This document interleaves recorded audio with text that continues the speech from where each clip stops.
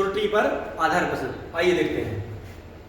एक विद्यार्थी ने किसी संख्या को 5/3 से गुणा करने के स्थान पर 3/5 से गुणा कर दिया, तो परिणाम में त्रुटि कितनी है? मतलब उससे बोला गया था कि 5/3 में गुणा करिए, लेकिन उसने क्या कर दिया, 3/5 से गुणा कर दिया। तो उसने कितने प्रतिशत की गलती की, उसने कितने प्रतिशत की त्रुटि की? समझिए, 5/3 का गुणा करना और 3/5 का गुणा करना। ऐसी संख्या मान लीजिए जिसमें 3 का ही भाग जाता हो और 5 का ही भाग जाता हो। तो हमने संख्या मान ली 15। क्या मान ली हमने संख्या? 15। तो 15 में 5/3 का गुणा करना था। 25 मान लो, 35 मान लो, कुछ भी मान लो, तो हमने संख्या क्या मान ली? 15।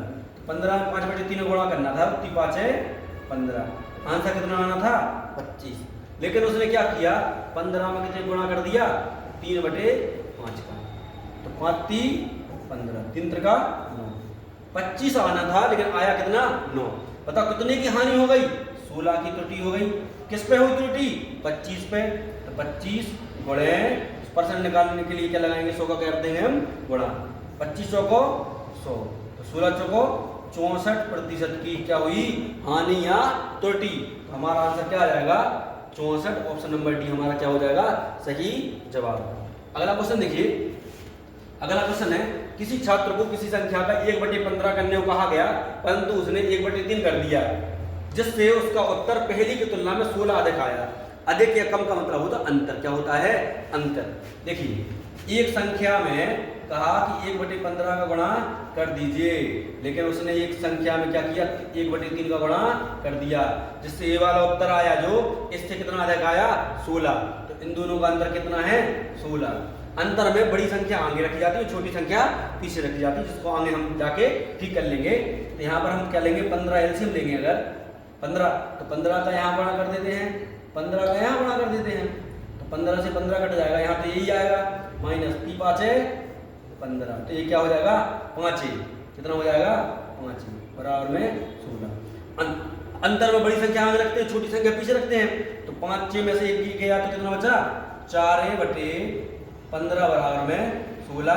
4 से कट जाएगा 4 में, तो 15 चौको 60। तो संख्या कितनी आ गई? 60।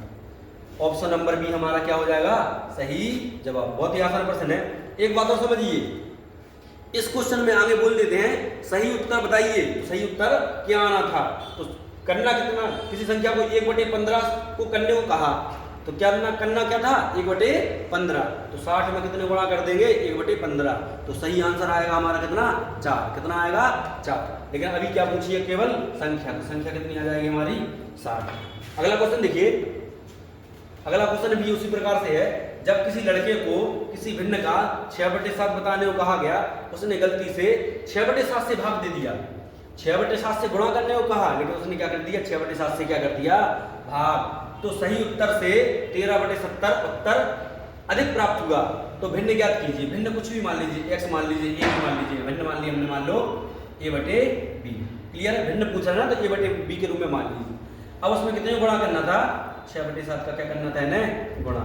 लेकिन इनने क्या कर दिया? उसी भिन्न में 6/7 से भाग दे दिया। तो भाग देंगे नीचे, तो 7 ऊपर पहुंच जाएगा, 6 क्या होगा? नीचे आ जाएगा। तो 7/6। तो अधिक आया, उत्तर से अधिक आया। अधिक या कम बोले तो इसका मतलब होता है अंतर। तो इन दोनों का अंतर कितना दिया? 13/70। अंतर में एक बात और ध्यान रखिए, बड़ी संख्या आगे रखी जाती है और छोटी संख्या पीछे। इसमें हम क्या करेंगे? a/b कॉमन ले लेंगे एक तरीके से। a/b हमने क्या कर लिया? कॉमन। अब देखना 6 6 36 7 49। तो ऊपर क्या आ जाएगा? 49 माइनस के 36, और नीचे 6 7 42। नीचे कितना आ गया? 42। बराबर में कितना दिया? 13/70। देखो इसको 39 में से 36 घटाएंगे तो कितना आ जाएगा? 13। तो 13 से 13 क्या हो जाएगा? कैंसिल। और 42 कहाँ पहुंच जाएगा? ऊपर। ऐसा बन जाएगा a/b बराबर में 42/70। तो 14 तिया 42, 14 पंचे 70। तो हमारा आंसर आ जाएगा 3/5। क्या आ जाएगा? ऑप्शन नंबर बी हमारा क्या हो जाएगा? सही आंसर हमारा क्या आ जाएगा? 3/5। आशा करते हैं सवाल आपको समझ में आए होंगे।